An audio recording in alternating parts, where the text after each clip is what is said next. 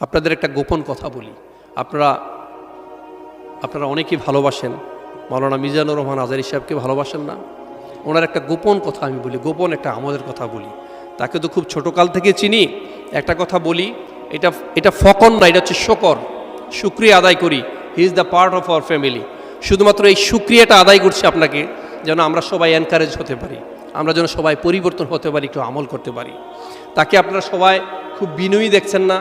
অনেক সুন্দর কথা বলে, ছোট ছোট বাক্যে কথা বলে আলহামদুলিল্লাহ আপনাদের অন্তর জয় করেছেন।